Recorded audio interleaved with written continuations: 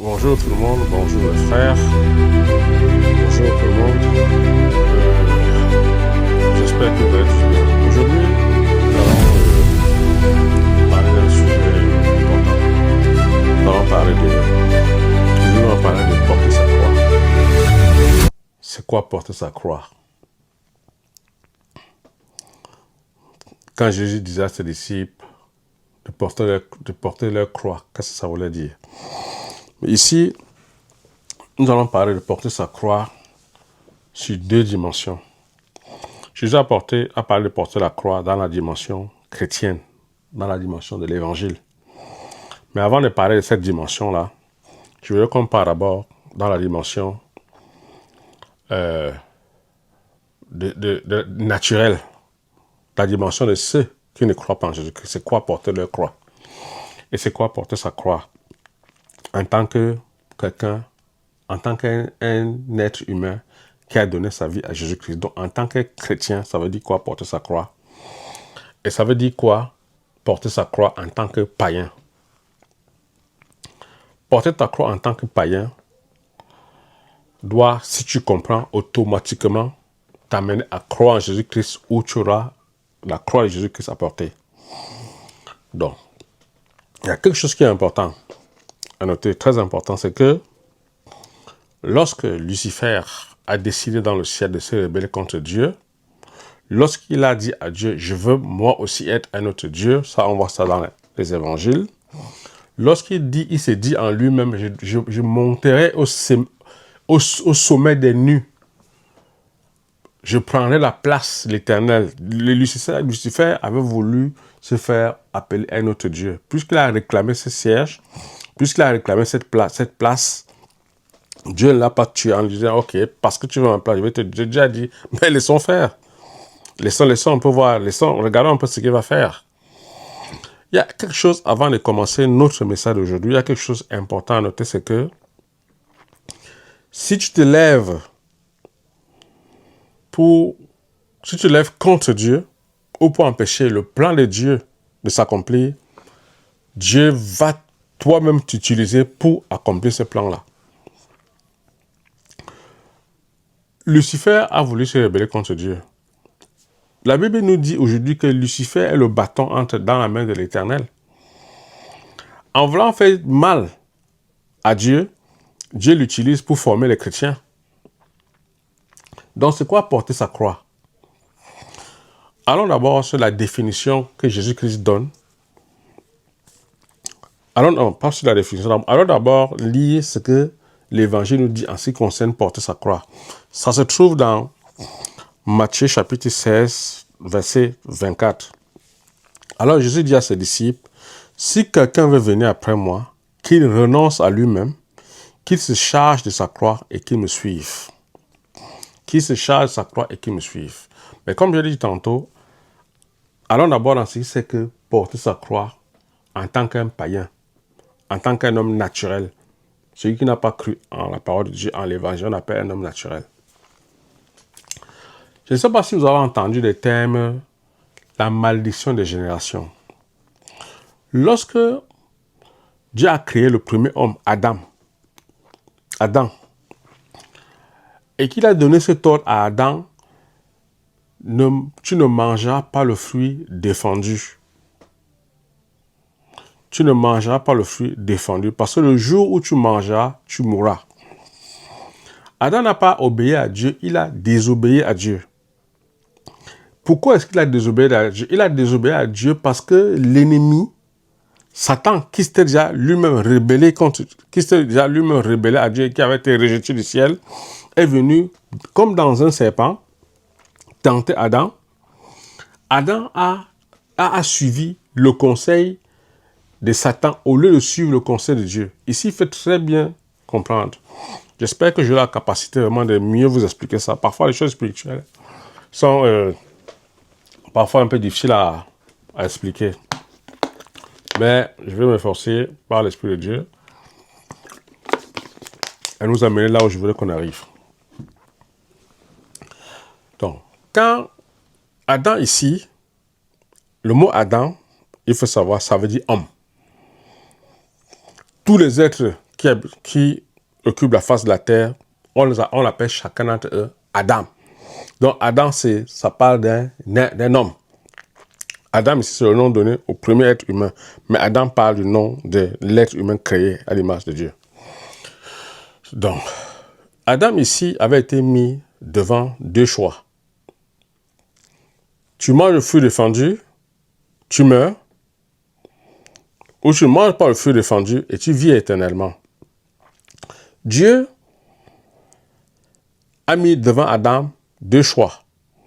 Dans les évangiles, Dieu dit, je mets devant toi la vie et la mort. Choisis la vie. Afin que toi et tes enfants vous vivez. Mais si tu choisis la mort, tu as exactement ce que c'est en train de dire. Tu auras la mort. Alors Adam avait devant lui le conseil de Dieu. Ne mange pas le fruit défendu. Et il avait l'avertissement de Dieu. Si tu manges le fruit défendu, tu vas mourir. Donc Adam avait devant lui Dieu et diable. Puisque c'est le diable que Lucifer rébellé, celui qu'on appelle diable. Puisque Lucifer, qu'est-ce que Lucifer a fait ici? Lucifer a saisi le commandement pour faire pécher Adam. Lucifer a saisi le commandement et il a utilisé le commandement pour amener Adam dans la chute. Quand Dieu donne le commandement, il se retire. Quand Dieu se retire, Lucifer vient dire à Adam, qu'est-ce que Dieu vous a dit? Adam dit à Dieu, Dieu nous a dit qu'on peut manger de tous les arbres du jardin, mais quant à ce qui est de l'arbre, la connaissance du bien et du mal, nous ne toucherons pas. Dieu, en fait, ici parlait de qui? Dieu ici parlait du diable parce que lui, il était l'arbre, la connaissance du bien et du mal. Parce que lui, on l'avait créé pur, on l'avait créé saint. Mais il a péché, le péché a été trouvé chez lui. Et c'est lui que la Bible appelle la connaissance du bien et du mal. Mais ici, Dieu a mis ça, a donné le nom de ça comme s'il donnait le nom, par exemple, d'un arbre. Mais c'était quelque chose pour prévenir, pour former Adam, afin qu'il ne tombe pas entre les mains de l'ennemi qui devait venir. Dieu avait donné ce conseil comme une parabole, parce que Dieu n'avait pas le droit, ayant créé Adam libre, de choisir pour Adam, ou de dévoiler la vérité à Adam. Il fallait bien mettre Adam devant l'épreuve de la liberté qu'on lui avait accordée. Alors qu'est-ce qui se passe ici? Satan vient, alors Dieu vient, il donne le conseil, se retire, en quelque sorte, Dieu ne se retire jamais, il est toujours là, mais en quelque sorte, Dieu se retire, et Adam vient, il baratine Adam, il dit, mais qu'est-ce que Dieu t'a dit? Adam dit à Dieu, Dieu nous a dit qu'on peut manger de tous les arbres du jardin, mais en ce qui concerne l'arbre qui est au milieu du jardin, on ne mangera pas. Lucifer, Satan dit à Adam, Dieu ment. Dieu sait que le jour où vous allez manger, vous devenez comme lui, vous devenez des dieux. Et pourtant, il n'avait pas de problème avec Dieu. Donc, ils étaient un avec Dieu en quelque sorte. Donc, il utilise le premier mensonge. Et qu'est-ce que Adam fait? Adam, bien sûr, c'est par Ève qu'il est passé. Qu'est-ce que Ève fait? Ève parlant toujours d'Adam. Qu'est-ce qui se passe? Ève dit à... Satan montre le fruit de la connaissance du bien et du mal, qui est le fruit de l'autorité du mal. Mais au lieu carrément de dire non, je ne regarde même pas, qu'est-ce que Adam et sa femme ont commencé à faire? Ils ont commencé à contempler le fruit. Ils ont commencé à réfléchir autour de ça. Ils ont commencé à se visionner en train de manger ce fruit-là. Ils ont commencé à se dire, ben essayons voir. Peut-être ce qu'ils nous disent c'est la vérité. De toutes les façons, Dieu ne va pas nous rejeter. Mais ici, ils oublient le commandement de Dieu parce qu'eux aussi ne connaissaient pas vraiment encore Dieu. Parce que Dieu les avait mis dans le jardin. C'était pour les cultiver. C'était pour les former. Mais erreur monumentale. Ils prennent le fruit, ils mangent et les yeux s'ouvrent. Quand les yeux s'ouvrent, qu'est-ce qui se passe? Dieu revient. Dieu dit à Adam, Dieu revient dans le jardin parce qu'il avait coutume de rencontrer Adam dans le jardin. Dieu revient dans le jardin. À leur lieu de rencontre, il ne trouve pas Adam. Il pose une question à Adam. Il pose une question mystère à Adam. Où es-tu? Où es-tu? La question où es-tu veut dire quoi? Où es-tu ici veut dire tu t'es égaré. Où es-tu ici veut dire regarde dans quel problème tu t'es mis. Dieu ici dit à Adam, parce que tu as péché, tu mangeras ton pain à la sueur de ton front. Il dit à Ève, parce que tu as péché, tu enfanteras avec douleur. Et il dit au serpent, en parlant de Satan, tu mangeras la poussière tous les jours de ta vie. En fait, tu souffriras tous les jours de ta vie. Tu souffriras éternellement. Le diable souffrira éternellement. Et il dit à Ève, tous tes désirs se porteront vers ton mari, mais lui dominera sur toi. Et il dit à l'homme, tu vas tirer ta nourriture du sol avec beaucoup de souffrance. Alors, qu'est-ce qui se passe?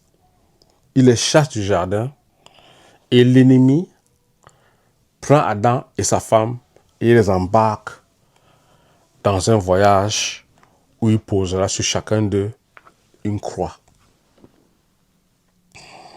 Il faut très bien comprendre le message. Il les embarque avec eux, il les amène sur un chemin où il commence à donner sa nature, à les nourrir de sa nature. Lui, n'ayant pas la nature de Dieu et lui ayant que la nature du mal, il s'est mis à les nourrir du mal. Il leur donnait que la force du mal. Et cette force du mal-là, c'était leur croix, ça. La croix qu'il portait, c'était un fardeau lourd, pesant. Le fardeau du mal. Alors, qu'est-ce que Satan a fait? Il a donné à Adam un fardeau du mal. Il a donné à Ève, fardeau du mal. Les deux se sont mis à faire des enfants. Et tous ces enfants-là, vivant avec leur père dans la maison de l'ennemi qui est Lucifer, Lucifer continuait tout simplement à leur donner sa nature. Sa nature, là, c'est quoi, par exemple? Il faut qu'on cite. Ce sont les défauts que tu rencontres aujourd'hui dans le monde entier. Nous tous, avant d'avoir cru en Jésus-Christ, on a eu ces défauts parce que nous sommes aussi des descendants d'Adam. Pour d'autres, c'est le banditisme. Pour d'autres, c'est l'escroquerie. Pour d'autres, c'est le mensonge. Pour d'autres, c'est le matérialisme. Pour d'autres, c'est la naïveté. Pour d'autres, c'est l'orgueil. Et tout ce que tu peux citer. Pour d'autres, c'est le racisme. Pour d'autres, c'est le tribalisme. Satan a vomi toute sa nature pécheresse dans Adam et ses enfants.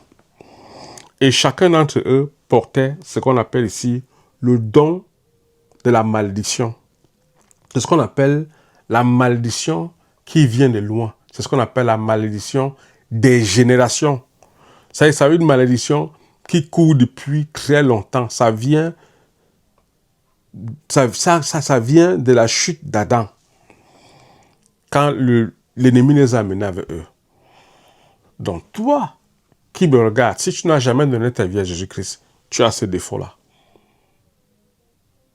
Même quand tu donnes ta vie à Jésus-Christ, il y a encore ce défaut-là. Mais ce que Dieu veut faire, c'est que Dieu veut que le Saint-Esprit maintenant domine sur ce défaut-là, afin que tu gardes, afin que tu maîtrises le défaut. Mais n'allons pas encore dans le cadre chrétien. Donc toi, homme naturel, homme qui n'a jamais donné sa vie à Jésus-Christ, il faut que tu saches que tu as, maintenant alors que tu n'as pas encore donné ta vie à Jésus-Christ, il y a cette force-là, qui est la force du mal qui agit en toi. Cette force-là est plus forte que toi. Parce que ça vient de celui qui est plus fort que toi. Satan a été créé avant toi. Et quand Dieu l'a créé, il lui a donné une puissance plus puissante que celle de l'homme. Satan était un archange élevé. Ça se lit encore dans les Écritures. Donc, Satan a vomi en toi sa nature. Et cette nature est plus forte que toi. C'est pour ça qu'aujourd'hui, Dieu dit que j'ai regardé le monde entier, il n'y a personne, tous c'est des pécheurs. Et chacun est fort dans un domaine. Si ce que tu as hérité de Satan, c'est le mensonge, tu es fort dans le domaine du mensonge. Si tu avais hérité la colère, par exemple, tu es fort dans le domaine de la colère. Tu ne peux pas te sortir de là. Tu ne peux pas te sortir de là. Donc, c'est ce qu'on appelle la malédiction des générations. Maintenant, il faut qu'on aille dans le vif du sujet. Quand on commence à te prêcher l'évangile, le but de l'évangile, c'est que tu crois en Jésus-Christ pour recevoir le Saint-Esprit maintenant qui va aller lutter contre cette nature satanique qui est en toi. Toi qui étais un menteur, dorénavant tu ne mentiras plus. Et même si tu mens, tu mentiras moins. Et plus tu passeras du temps avec Dieu, avec Jésus-Christ, avec le Saint-Esprit, plus tu auras la capacité de ne plus mentir. Alors qu'autrement, ta force que tu as, c'est de mentir. Donc toi, qui n'as pas encore donné ta vie à Jésus-Christ, ta croix, c'est le défaut que Satan te donne à cause du fait que c'est lui, désormais, qui était ton Dieu. Mais quand tu viens à Jésus-Christ et que tu acceptes la Seigneurie de Jésus-Christ dans ta vie, Jésus maintenant te dit, venez à moi, vous tous qui êtes fatigués et chargés, et je vous donnerai du repos. Parce que toi qui viens à Christ avec le fardeau satanique, c'est un fardeau pesant. Tu ne peux pas le porter, c'est plus fort que toi. Jésus te dit, je l'ai porté à la croix. Donne-moi ton fardeau, je vais te donner mon Esprit Saint, afin que tu puisses dominer le don maléfique que tu as reçu de l'ennemi. Donc, maintenant que tu es en Christ, ça veut dire quoi? Porter sa croix. Ça veut dire quoi lorsque Jésus te dit, porter sa croix veut dire quoi? On vient de lire Matthieu chapitre 16, 24, il convient encore de le lire. Alors Jésus dit à ses disciples, ça veut dire que Jésus dit à ceux qui ont cru en lui, qui ont décidé de marcher avec lui, si quelqu'un veut venir après moi, qu'il renonce à lui-même, qu'il se charge chaque jour de sa croix et qu'il me suive. Ce que je veux dire ici, c'est que si tu ne renonces pas à toi-même, tu ne peux pas porter ta croix. Porter ta croix veut dire quoi? Porter ta croix veut dire persévérer dans les persécutions de l'ennemi à cause de ta foi en Jésus-Christ. Quand tu crois en Jésus-Christ, ça veut dire que tu as déclaré à celui qui était ton ancien père, Satan, tu as déclaré à Satan, je ne fais plus partie de ton royaume. Quand tu déclares cela à Satan, qu'est-ce qu'il fait? Il se lève, il veut te faire la guerre. Maintenant, la guerre qu'il vient te faire, c'est pour essayer de te regagner encore pour lui dans son royaume. Mais il ne peut pas te gagner, il ne peut pas te regagner pour lui dans son royaume si tu restes attaché au sceptre, si tu restes attaché au tronc d'arbre qui est Jésus-Christ, si tu restes attaché à Jésus-Christ. Donc, maintenant, qu'est-ce qui se passe ici? L'ennemi, qu'est-ce qu'il fait? Il amène les épreuves, il amène les tentations, il amène encore les flatteries, il amène les mêmes stratégies. L'ennemi va même jusqu'à retirer même les biens que tu avais, les biens qu'il t'avait donnés, juste dans le but de te faire comprendre que sans lui, tu ne peux pas être bien. Mais si tu persévères, même dans la pauvreté, parce qu'il est même prêt à te donner une maladie, où tu vas croire que, comment se fait-il, avant que je ne croie, je n'avais pas cette maladie, mais maintenant que j'ai cru, j'ai la maladie, il va te faire comprendre que tu es malade parce que tu as cru. Mais si tu continues à persévérer dans ta foi en Jésus-Christ, si tu continues à persévérer dans la foi que tu as en Jésus-Christ, c'est ce qu'on appelle porter sa croix. Porter ta croix, c'est le prix que tu payes pour la foi que tu as en Jésus-Christ. Voilà ce que Jésus voulait dire si tu ne portes pas ta croix. Ici, j'ai dit tantôt que si tu ne renonces pas à toi-même, tu ne peux pas porter ta croix. Il est impossible. Renoncer à toi veut dire quoi? C'est accepter que tu es mort. Accepter que tu es mort, ça veut dire que tu acceptes que tu as tout perdu. Ne cherche plus à gagner. Ne cherche plus à avoir les choses. Je ne te dis pas ne pas aller travailler. Va travailler, mais va comme un perdant. Parce que tu as choisi Jésus-Christ en te disant en toi, j'ai choisi Jésus à la vie ou à la mort. Au matériel ou non au matériel, j'ai choisi le chemin de Jésus-Christ et je ne rentre pas en arrière. Jésus a dit quelque chose qui est très important dans la Bible. Jésus a dit que depuis Jean-Baptiste jusqu'à ce jour, en parlant de ce jour, le royaume des cieux est forcé et c'est les violents qui s'en emparent. Un violent, c'est un homme qui sait prendre une décision et qui s'arrête sur la décision. Le diable ne peut rien faire contre toi si tu prends une décision formelle. Que je marche avec Jésus-Christ et c'est ma décision. Il ne pourra rien faire contre ta décision. Mais le diable ne pourra t'atteindre que si tu es un homme indécis. Tantôt tu dis que tu as Christ, tantôt tu as lui. Si tu es vraiment un homme décisif, Dieu va te donner la puissance de rester dans ces décisions-là. Donc, pour porter ta croix, renonce à toi-même. Si tu décide en toi que maintenant que je suis à Christ, matériel ou pas matériel, je reste à Christ. Richesse ou pauvreté, je continue à rester à Christ. En fait, tu oublies le derrière. Médite sur la femme de Lot. Si tu oublies tout ce qu'il y a derrière et que tu regardes devant toi qui est Jésus-Christ, c'est que tu es un bon candidat pour le royaume des cieux. C'est que tu es en train de porter ta croix. Et tu porteras ta croix jusqu'à la fin si tu as déterminé dans toi que le monde ne te dit plus rien. Les richesses ne te disent plus rien. Et laisse-moi te dire quelque chose, la plus grande surprise que Dieu va te réserver, c'est que Dieu va maintenant te prouver que c'est lui qui a conçu toutes ces richesses-là. Ce n'est ni toi, ni l'ennemi qui a conçu ces richesses. Parce que quand l'ennemi vient, l'ennemi va te faire comprendre que les richesses, c'est lui qui donne les richesses. Il veut te faire comprendre que les richesses, là, toi, tu peux les avoir si tu te forces. Mais c'est Dieu qui a créé ces richesses, ce n'est pas l'ennemi. C'est que tu sais, le but de l'ennemi, c'est quoi? C'est de twister la parole de Dieu. Il prend ce que Dieu a mis, il tourne ça de l'autre côté pour tromper les gens avec. Donc ici, porter sa croix, c'est souffrir pour la cause de l'évangile. Si tu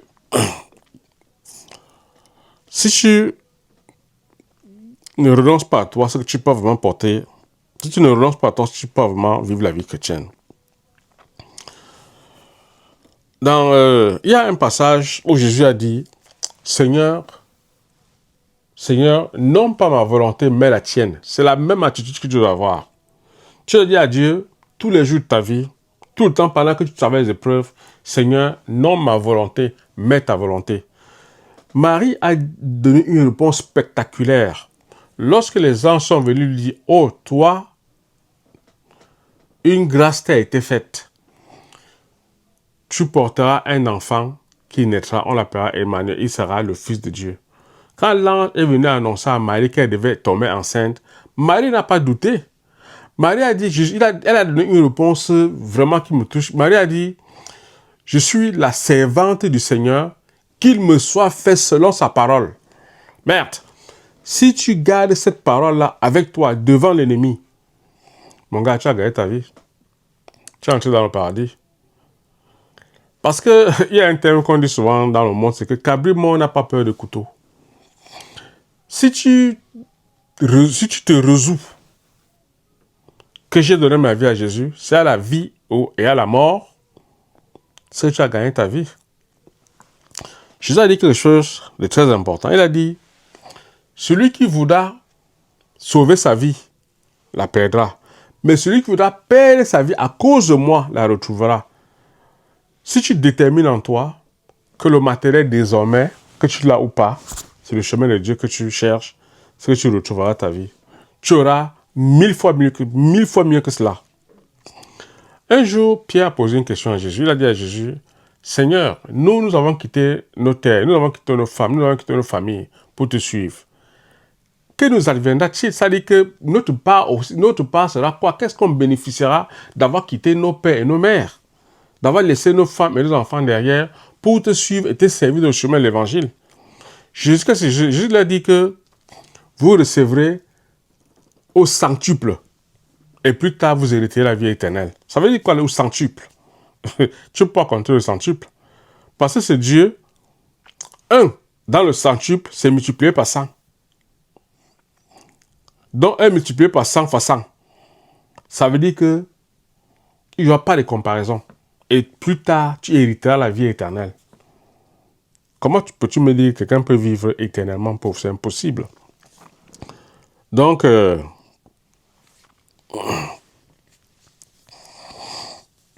renoncer à soi-même, c'est accepter de mourir en soi un peu plus chaque jour pour la cause de l'évangile.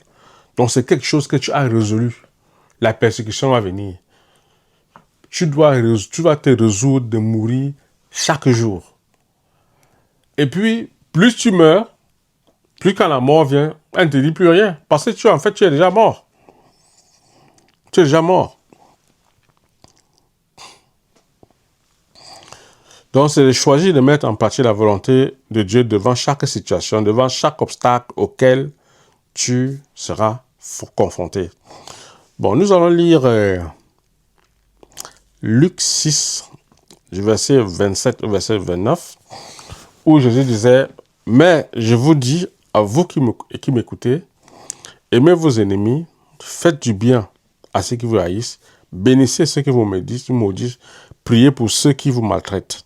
Si quelqu'un te frappe sur une joue, présente-lui aussi l'autre. Si quelqu'un veut prendre ton manteau, laisse-lui encore prendre ta tunique. » Donc, si quelqu'un te tape sur la joue gauche, présente l'autre joue, par exemple. C'est un exemple, par exemple, de porter sa croix. Donc, porter ta croix, ce sont les souffrances que l'ennemi t'inflige à cause de ta foi en Jésus-Christ. Bon, nous allons aller un peu plus loin. Nous allons lire Actes chapitre 9. Actes chapitre 9, ça sera un peu long.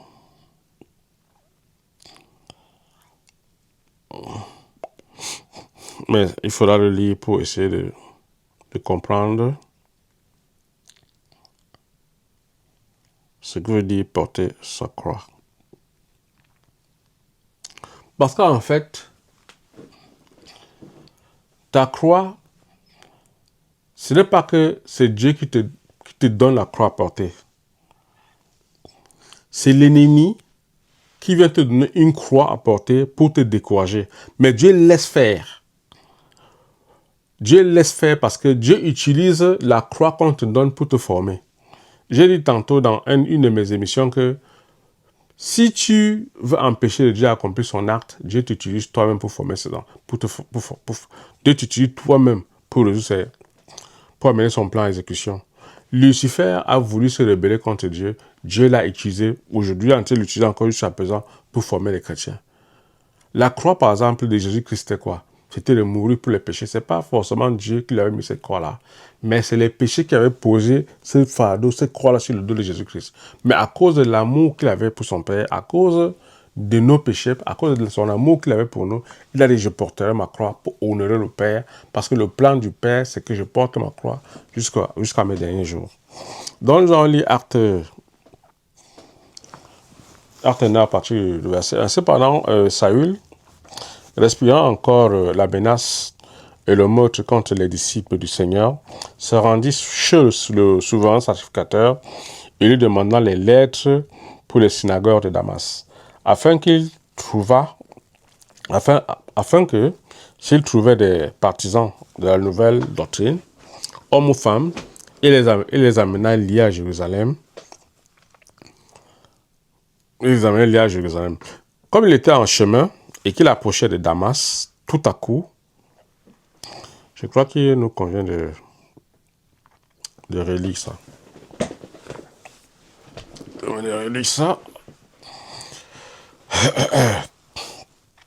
Cependant, Saül, respirant encore la menace et le meurtre contre les disciples du Seigneur, se rendit chez le souverain sacrificateur et lui demanda des lettres pour les synagogues de Damas, afin que, s'il trouvait des partisans de la nouvelle doctrine, c'est la nouvelle de Jésus, de la doctrine de Jésus, hommes ou femmes, il les amenait liés à Jérusalem. Comme il était en chemin et qu'il approchait de Damas, tout à coup, une lumière venant du ciel resplendit autour de lui. Il tomba par terre et il entendit une voix lui dire, « Saül, Saül, pourquoi me persécutes-tu » Il répondit, « Qui es-tu, Seigneur » Et le Seigneur lui dit, « Je suis Jésus que tu persécutes. Il te serait dur de regember contre les aiguillons. » Tremblant et saisi d'effroi, il dit, « Seigneur, que veux-tu que je te fasse? Que veux-tu que je fasse ?» Et le Seigneur lui dit, « Lève-toi, entre dans la ville, et on te dira ce que tu dois faire. » Les hommes qui l'accompagnaient demeuraient stupéfaits. Ils entendirent bien la voix, mais ils ne voyaient personne. Saül se releva de terre, et, quoique ses yeux fussent ouverts, il ne voyait rien. On le prit par la main, et on le conduisit à Damas. Il resta 3 jours sans voir, et il ne mangea ni ne but. Or, il y avait à Damas un disciple nommé Ananias. Le Seigneur lui dit dans une vision, « Ananias ?» Et Anania répondit au Seigneur, me voici, Seigneur. Et le Seigneur lui dit, lève-toi, va dans la rue qu'on appelle la droite, et cherche dans la maison de Judas un nommé Saül. Cherche dans la maison de Judas un nommé Saül de Tarse, car il est en train de prier, car il prie. Et il a vu en vision un homme du nom d'Ananias qui entrait et qui lui imposait la main, afin qu'il recouvrât la vue. Ananias répondit, Seigneur, j'ai appris. Pardon. Ananias répondit, Seigneur, j'ai appris de plusieurs personnes tous les maux que cet homme a fait à tes saints dans Jérusalem. Et il a ici des pouvoirs de la part des principaux sacrificateurs pour lier tous ceux qui invoquent ton nom. Mais le Seigneur lui dit,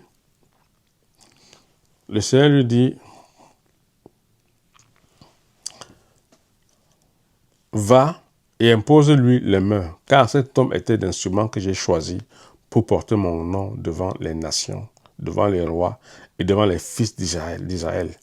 Et je lui montrerai tout ce qu'il doit souffrir pour mon nom. Dans les versets clés, c'est le verset 15, c'est le verset 15 qui dit, je lui montrerai ce qu'il va souffrir pour mon nom. Donc, porter sa croix, c'est d'endurer les souffrances de ta foi en Jésus-Christ. C'est persévérer dans tes épreuves sans relâche.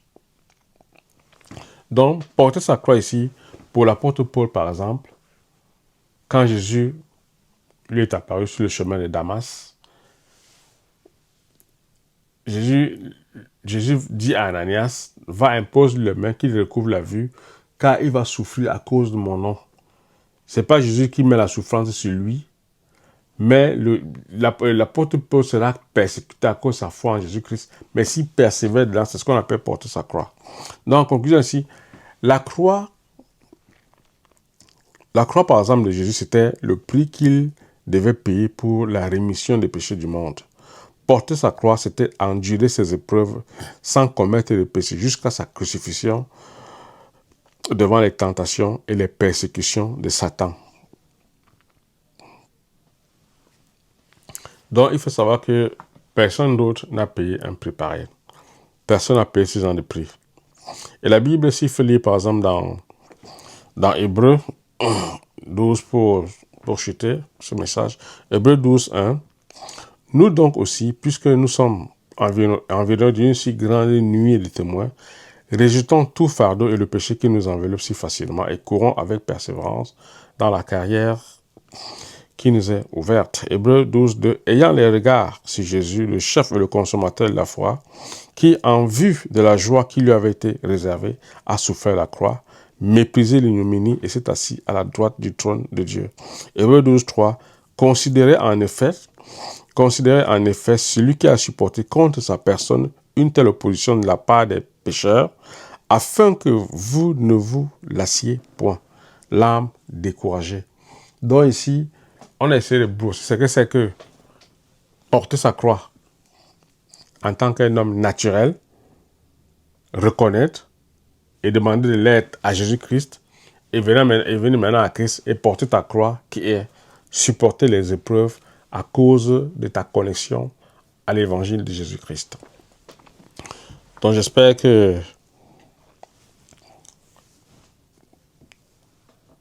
j'ai essayé de faire de mon mieux pour pouvoir expliquer selon mes moyens, selon ma compréhension et mes petites recherches que j'ai,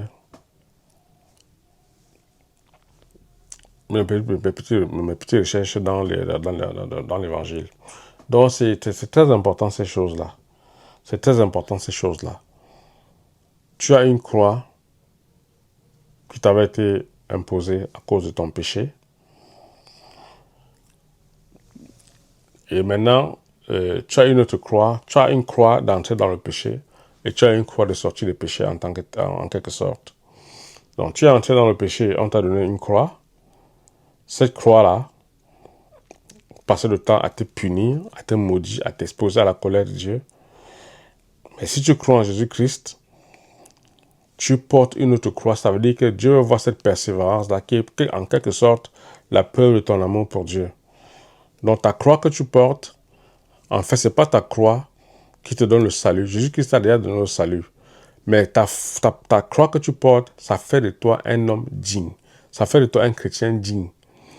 Donc Jésus a dit quelque part que celui qui ne porte pas sa croix et ne me suit pas, il n'est pas digne de moi. Ça veut dire que tu n'es pas un vrai disciple.